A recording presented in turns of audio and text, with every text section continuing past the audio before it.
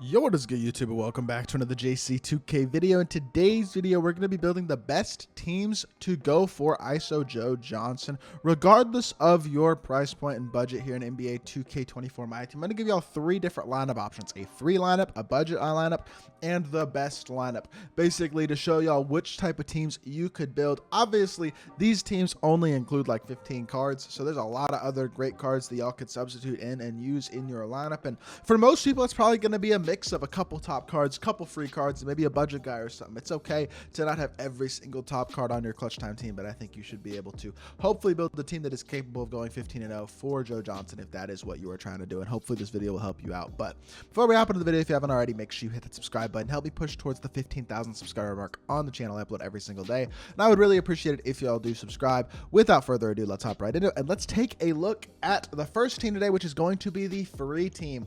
And the free team starts with Shai Gilgeous-Alexander at the point guard position, who is very arguably the best point guard in the game. So definitely a great start to this team with SGA. He's 6'6", 6'11" wingspan at the point guard position, 86 speed and excel, 83 shot 3, solid defensive stats, 75 driving dunk. The stats aren't insane, but they're solid. The badges are where he really is good, as well as the fact that he's 6'6", and his animations. Playmaking badges are great. The fact he can get every badge upgraded is huge. So you can add badges like blinders, limitless range, challenger, clamps, glove, interceptor, things of that nature to this card if you'd like to. Release is also money. MJ dribble style is very good. His movement in general is very solid. SGA, I do believe, is the best point guard in the game, and I think he's an absolutely elite level option in my team as a free card. He's incredible. Brandon Roy is the ultimate reward for season 1, and I have him at the 2. Both of these guys, incredible cards. Got to give 2K credit for making 2 amazing ultimate rewards, who are 2 of the best cards of the game at their positions. But 6'6" with a 6'8" wingspan. B-Roy has really good speed, capable shooter, very, very good slasher, and then really good solid defender on the perimeter as well. Really like his release. Movement-wise, he's not incredible, but badge-wise, again, the ability to get every single badge upgraded is a huge plus, because, again, it means you can add things like clamps. You can upgrade things like speed booster, handles for days, blow by, limitless range, add other defensive badges. You can do a lot with a guy like Brandon Roy and make him really, really complete. Again, amazing free card. Gonna go Steve Smith at the 3. I will say the small forward options for the free team, not quite as souped up as the rest of the squad, but Steve Smith is a 6'8", 3-and-D card. He's got okay speed. He's a pretty versatile defender, a very good shooter with good shooting badges, and a capable slasher. 6'8" is good size. He's not the most incredible small forward in the game, not truly an incredible lock, but he's a capable enough defender, and he's just a really solid all-around card, and a guy who's definitely going to be a good glue guy at the 3. At the 4, speaking of the gauntlet, the first gauntlet reward, Chris Bosh is probably your best option as a free power forward. Not everybody has Chris Bosh for sure. I think there's a lot less people who have Chris Bosh than have these other 3 cards, or at least B-Roy and Steve Smith.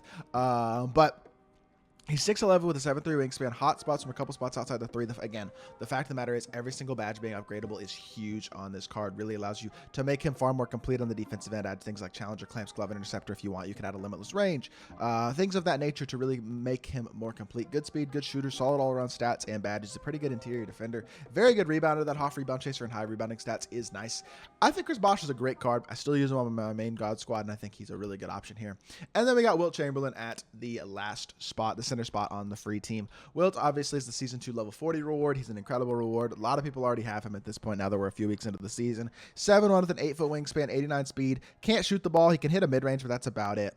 He's basically Shaq, but like slightly better free throw shooter and slightly better mid-range shooter, I'd say. He also gets defensive take instead of a slashing take. So for me, I like Wilt a little bit more than Shaq. Not by a ton, though. He and Shaq are pretty much the same card, and he's the free version. So elite player on the interior on both ends, of course. Incredible size. Just an absolutely elite card.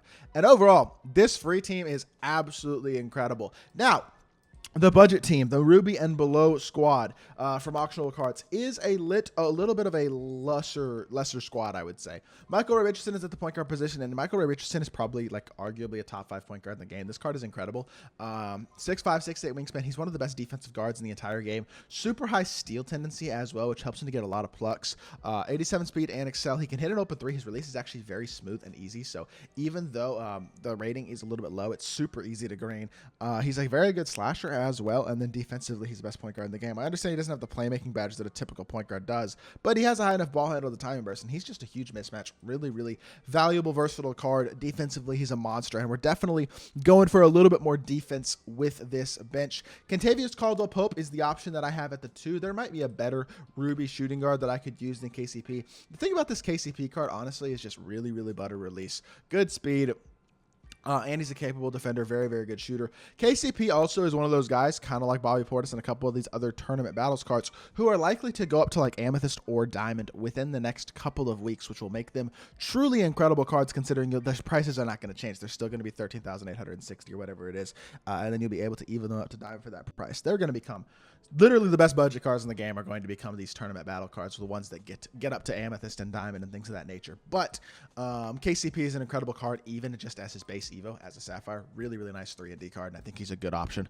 At the 3, Robert Covington still holds it down as one of the best small forwards in all of my team. You could put a guy like Sapphire Dorian Finney-Smith there, something like that as well, but I just love what Roko gives me as a, that is the wrong page. I just love what Roko gives me as a 3-and-D small forward. Again, like I said, this budget team not quite as souped up as the other squads because it's all very, very cheap cards. But guys like these can fill spots on your team. You probably don't want a team of all 5 of budget guys, but that thing is you can consider you might have 2 or 3 of these guys in addition to other bunch of free cards, and then you might have a couple of top cards, buyable amethysts, buyable diamonds, that type of stuff, and your team's going to be incredible at that point. Robert Covington, though, is a 3-and-D beast. I mean, he's got a really smooth release. He defends very, very well. He's a very versatile defender as well, has some interior ability, not just a perimeter guy. So overall, really, really good card. Very, very high on Robert Covington. And then at the power forward position, Joe Smith is my favorite option at power forward. He's just a really, really nice shooter at the power forward position. He's 6'10" as well. Decently versatile defender, not incredible. Very athletic offensively. He's a good slasher, 6'10", good finisher. Really, really good release. D-Rob base, Al Horford upper, I think is very, very good release. And I think Joe Smith is one of the best budget cards in the game, honestly, right now. I'm a big, big fan of him as a pick and pop power forward with great size and a great slashing ability and capable enough defense to hold it down. And then finally, center position is still Serge Ibaka as well for the budget cards. Just a guy who has capable speed in the mid-60s in addition to being a very good dunker, a very good shooter with a smooth release, really smooth, easy, fast release. And then defensively, he's great as well. Gold Anchor has the interior badges and stats to compete.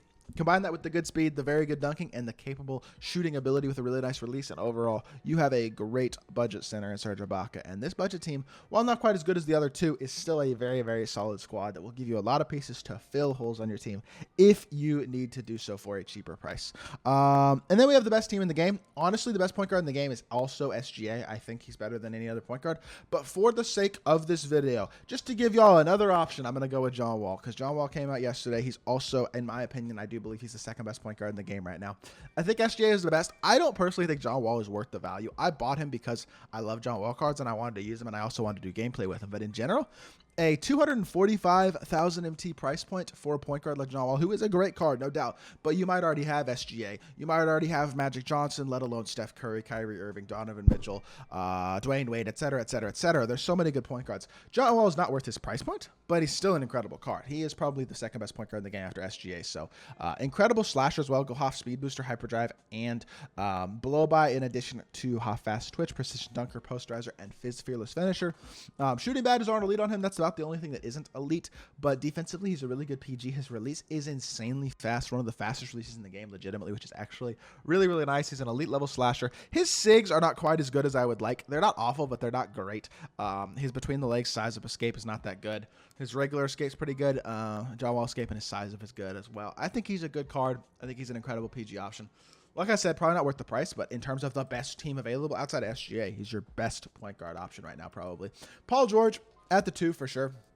6'8" shooting guard who can kind of do everything on the court. His worst attribute is probably his playmaking, and he still has what gold handles for days, Hoff, Hyperdrive, Silver, Speed Booster, and Blow By, things of that nature. He's still got very good speed. He's high enough ball handle to time burst. He's also an elite slasher, super versatile elite defender, and a great shooter with a super money release. He is one of the most complete and best all-around cards in all of my team. And I think Paul George is an absolutely, I mean, if John Wall's not worth the 245,000 MT price point. Paul George, on the other hand, I think is kind of worth that price point. He is one of the best cards in the game, and I think he's absolutely incredible to shooting guard position. Kevin Durant is the guy I'm going to go with at small forward. You could make an argument for a Kawhi or an Andre Kirilenko here, but because we have PG, who's a lock at the 2, and John Wall is a great defensive point guard at the 1 as well. KD with his ability to stretch the floor, his size, and his versatility at 6'10 with a 7'4 wingspan. Half limitless, Agent 3, Deadeye, guard up, 90 speed at 6'10. Great finisher, super versatile defender. Again, can get every badge as well, so you can upgrade all the defensive badges, upgrade the handles for days, add speed booster, add anchor, glove, brick wall, things of that nature, and really soup him out. His release is super smooth and easy to grade. Not the fastest, but definitely not slow either. Movement wise, not insane, but he doesn't need to be when he can be your tertiary ball handler. Also have John Wall and Paul George. I think he gives you incredible size, versatility, and just overall all around is an incredible card. At the 4, I think we're going to go Chet at the 4, because I think Chet, the biggest flaw with Chet is the fact that he has the 48 strength. At the 4, that's not nearly as big of an issue because he still has a massive player build, super long wingspan, half anchor, chase arm, post, lockdown, interceptor, pogo stick, rebound chaser, does not have a movable enforcer, and obviously, like I said, the super low strength. But he's one of the best pick and pop catch and shoot guys in the game. He's a really good catch and shoot shooter. He's pretty athletic with good speed, can take dudes off the dribble, and versatile defensively. He just has the low strength, which is less of an issue at the power forward position where he's not going to have to be matched up against Shaq, Wilt, Embiid, guys like that. And you can honestly let your center guard those guys while Chet floats a little bit, guards the power forward, stays in the corner, and has the ability to roam and have more of a decent defensive impact without that strength being a liability. So for me, at least, I like Chet a lot as well, as long as you're not requiring him to guard the opposing center. So at power forward, he fits incredibly as an amazing top tier card. And then center is Giannis. Giannis is just head and shoulders above Wilt and Shaq. He's basically Wilt and Shaq with the jump shot. He's not quite as big as them and not quite as big of a player build, but he's a better shot creator than them, better playmaker by far. He's faster than them, although not by a significant margin. They're all incredible slashers and incredible defensive players, and Giannis is as good of a defensive player as Wilt or Shaq. He's just not quite as good interior wise, but overall his versatility, he 100% is just as good as those guys on the defensive end.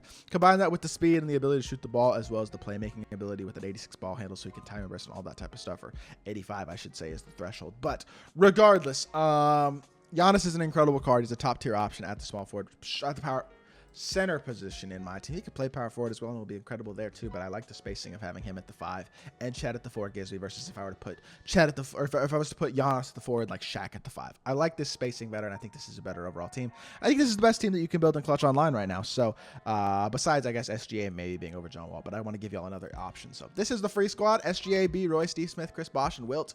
Budget squad is going to have guys like Michael Ray Richardson, KCP, Rocco, Joe Smith, and Serge Ibaka. And then you got Diamond John Wall, Diamond Paul George, KD, Chet, and Giannis on the best team. And the thing is, build a team that's combining these types of cards. Use a couple of top tier options. There are lots of top tier amethysts as well, guys like Andre Kirilenko and Jaren Jackson Jr. and Corey Maggette and Dr. J, etc., who are super viable at all these positions for a cheaper price point as well. So there's a lot of good options, and you can combine a lot of these types of cards to build a really, really good squad that fits your play style and will give you a great chance to win. So if y'all are going for Joe Johnson, I wish y'all luck. I hope it goes well, and I hope y'all are able to get the card. And that is going to do it for me on this video. If you did enjoy, make sure you hit that like button, leave a comment, and subscribe. I'll be back with more 2K content very, very soon, and I appreciate y'all. Peace.